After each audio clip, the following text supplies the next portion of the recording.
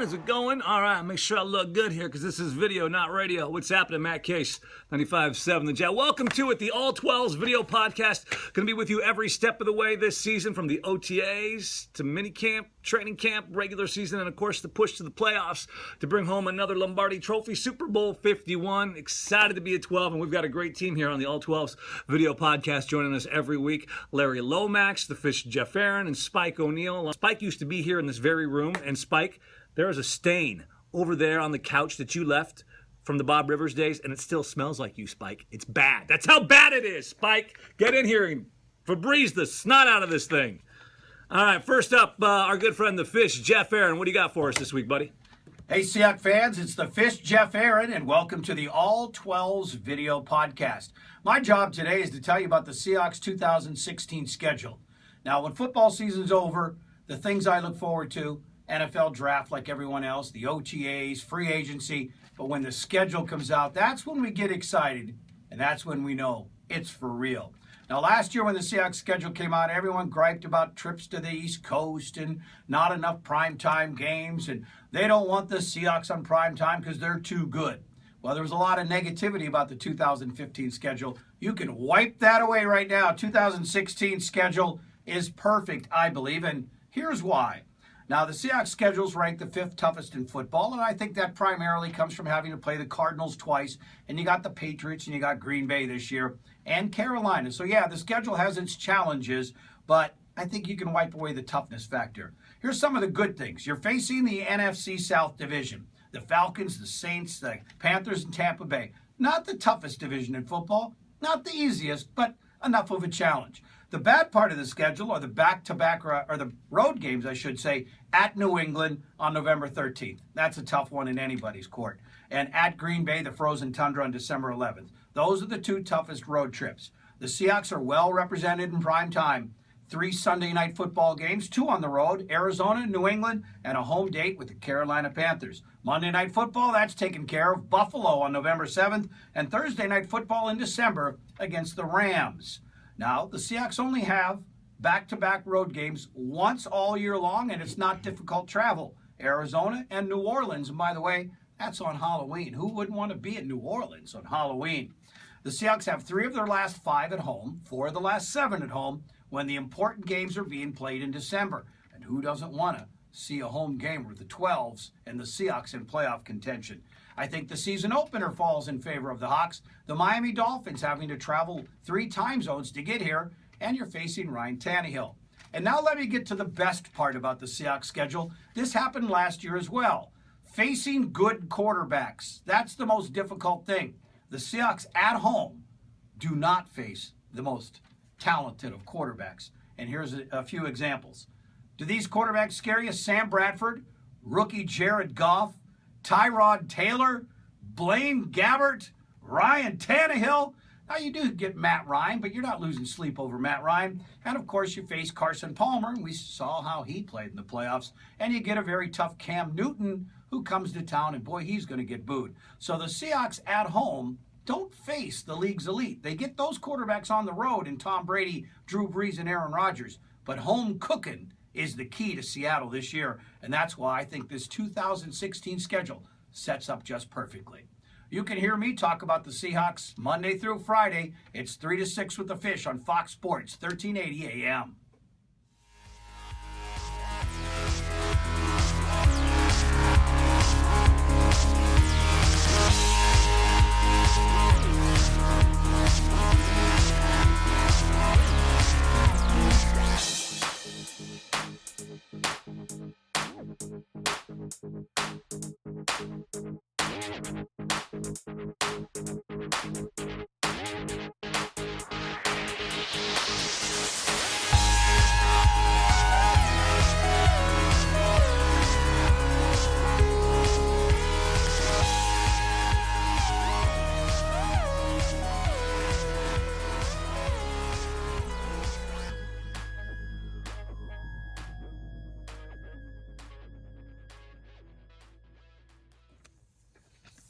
The Fish, Jeff Aaron. You can catch the Fish usually with a downrigger. I don't know what that means, but there you go. My man Larry Lomax, he's a huge 12. Larry and I go back a long ways. I love you, Larry. Mwah! Larry Lomax, Talking Talks. What do you got? Hey 12s, it's Larry Lomax from Spirit 1053. You know, when you're passionate about something, creativity just tends to blossom, right? And we see that every week with the 12s at the game, from head to toe. Well, we're going to explore some of those creative expressions that 12s tend to have. In fact, if you know someone, maybe yourself, let me know about that. Drop me a note, larry@spirit1053.com. You've probably heard the phrase, beauty comes from ashes, that sometimes a tragedy in life can give birth to something that's unexpected. Well, if you're a 12, you might not know this guy's name, but you've probably seen his work, Keegan Hall, and here he shares his story. Hey, what's up, fellow 12s? My name is Keegan Hall, and I'm an artist here in Seattle. Just wanted to quickly tell you a little bit about myself and my journey back into art. Growing up, all I did was really draw and play basketball. That was 99% of my childhood.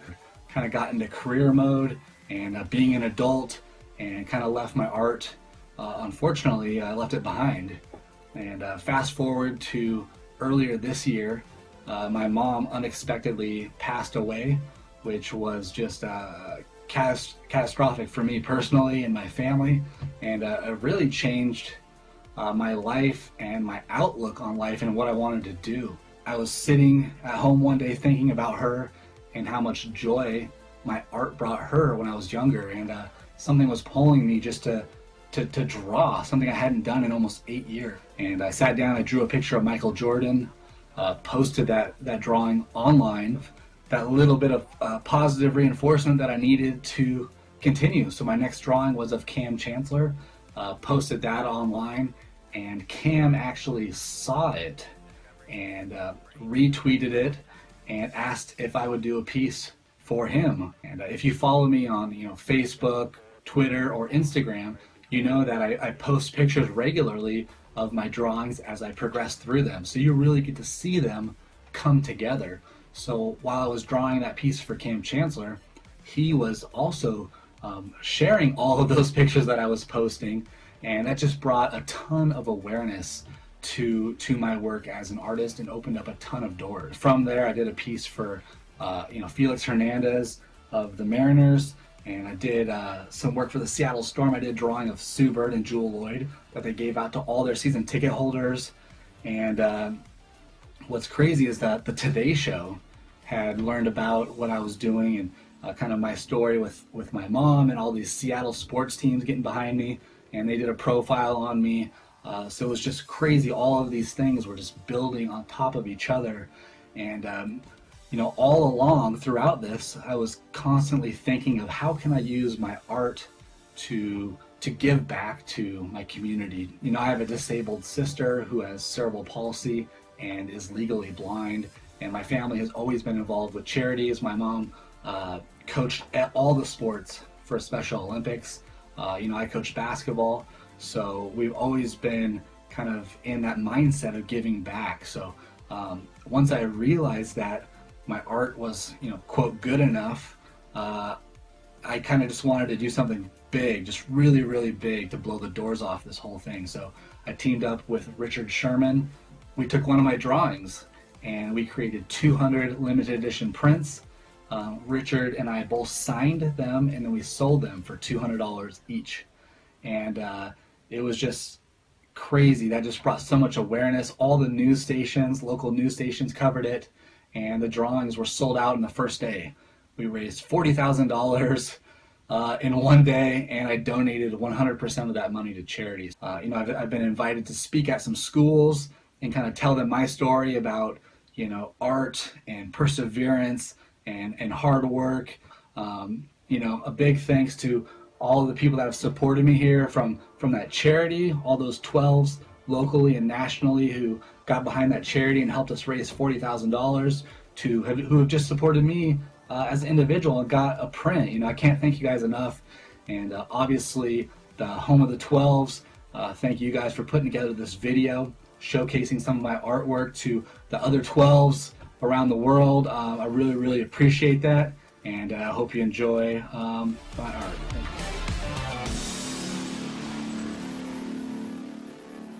Amazing work, huh? Keegan Hall. And more amazing stories to come this season. Are you in? I thought so.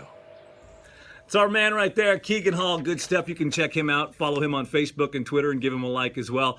Let's see. All things social media. Hands in every little Facebook page and every little group. He's got the pulse. What are people talking about? What's trending online and around the world with the Hawks? Thanks, Matt. Dan Lang here for the All 12s video podcast. I'm grateful to be a 12 and always to represent the greatest fans on earth. And this week and every week during the season, right here on the show, during this segment, we're going to highlight the best of social media.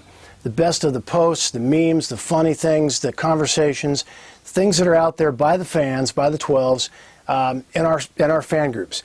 Facebook, as an example, has 25, 30 groups that you can get involved with just for the Seahawks alone.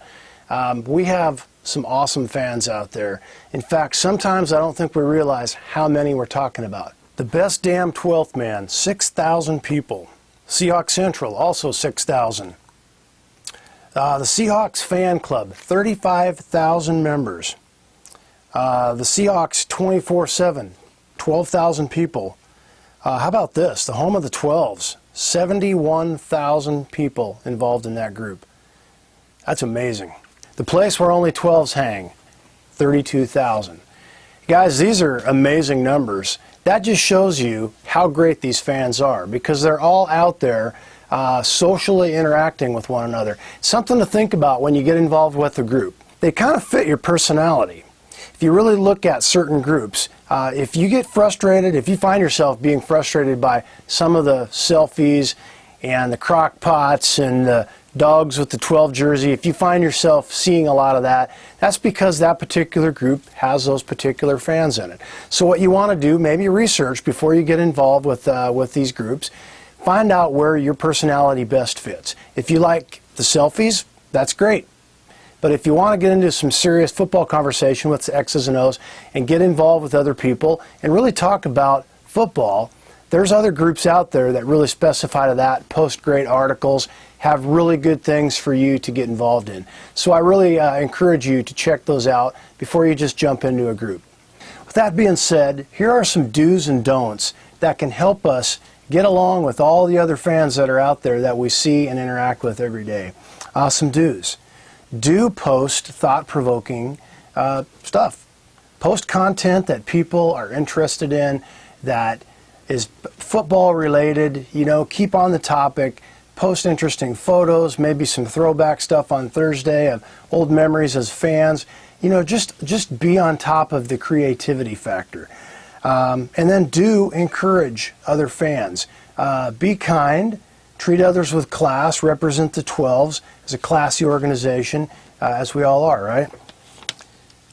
Here's a few don'ts. We have to throw those in.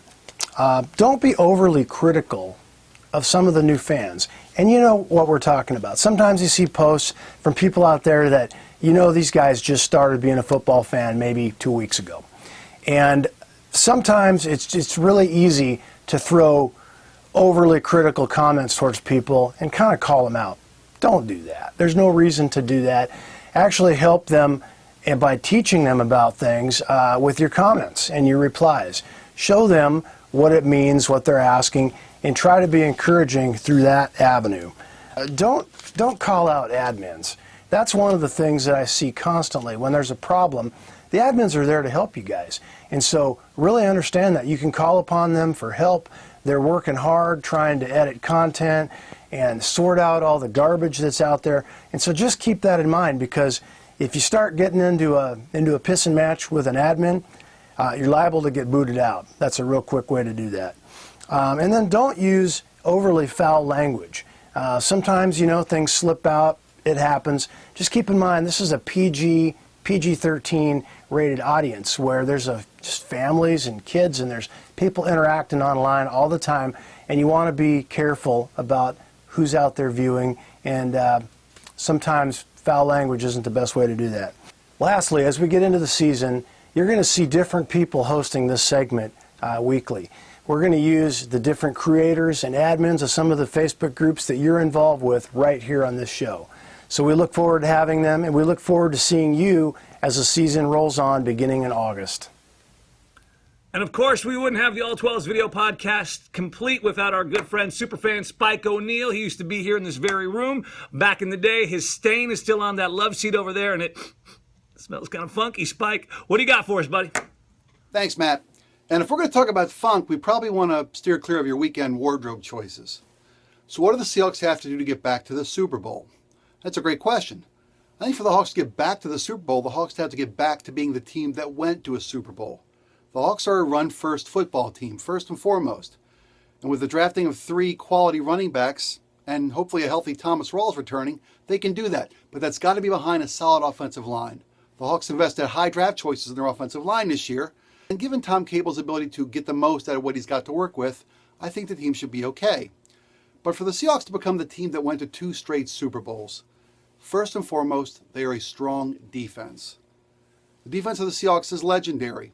Until last season, when late leads were surrendered by the LOB and they lost that fear factor that they had instilled in other teams. Teams came into CenturyLink and beat the Seahawks secondary. That doesn't happen. Well, this year we've got a healthy Richard Sherman and a healthy Earl Thomas coming into camp. That's huge. Not to mention that Cam Chancellor might actually be in camp this year. Also huge. And Brandon Browner is back. So while it's not the team from 2013, it is again the LOB. It's a team that can impose its will on the opposing offense. That's what the Seahawks have to do to get back to the Super Bowl. Become the team that people feared to play. A defense that dictated the game itself. You can stop the run. They've got a great defensive line. Clemens is back. They invested high draft picks in the defensive lineman, maybe the best pick they got all year. That rotation on the defensive line, a solid linebacking core. Got to find an answer for the loss of Bruce Irvin. I think that guy's probably in camp, maybe in Morgan, maybe Jean-Pierre. We will see. But I think the guy is there. So if the Hawks can reestablish the defense that put the fear into other football teams, have the LOB lock down opposing passers, stop tight ends from catching the ball. Maybe that's why Browner's back. I'd like to see it. If you can do that, if you can become the defense that went to the Super Bowl in 2013, this team, with the talent it's got in Russell Wilson, if the receiving core doesn't take a major step back from what they were able to accomplish last year, if Jimmy Graham is healthy enough to be a factor. When they lost Jimmy Graham last year, he was really making his way into this offense and becoming a vital part of this offense. If the Seahawks can, A, establish the running game behind a good, solid offensive line sculpted by Tom Cable and fortified with new draft picks. If Thomas Rawls can be healthy and be supplemented by some quality backs, maybe Christian Michael, maybe the gentleman that they drafted, a solid running game, a reliable receiving core, a strong offensive line, a defense that puts the fear of God into people, and an LOB that can lock people down, and Russell Wilson. If these things happen, that's what it will take for the Seahawks to return to the Super Bowl. And I think these Seahawks need to do just that. This has been a very good football team, but until this team gets back to and wins another Super Bowl, it's just one of many really good teams that won a Super Bowl. For this team to achieve the level of greatness we all have come to expect from them on an ongoing basis, they need to get back and win another Super Bowl. The lovely and talented leggy supermodel, Mr. Spike O'Neal. When I say leggy, that means he likes to eat legs, like chicken legs and turkey legs. That's why he doesn't have great-looking legs himself. That would be kind of freaky. It's the All 12s video podcast. Matt Case, 95.7 The Jet. Check me out. Follow me. Give me a like if you feel so inclined. Support our sponsors, because, man, we wouldn't be doing it without them. And DLS Media, mwah! Love you, baby. Go.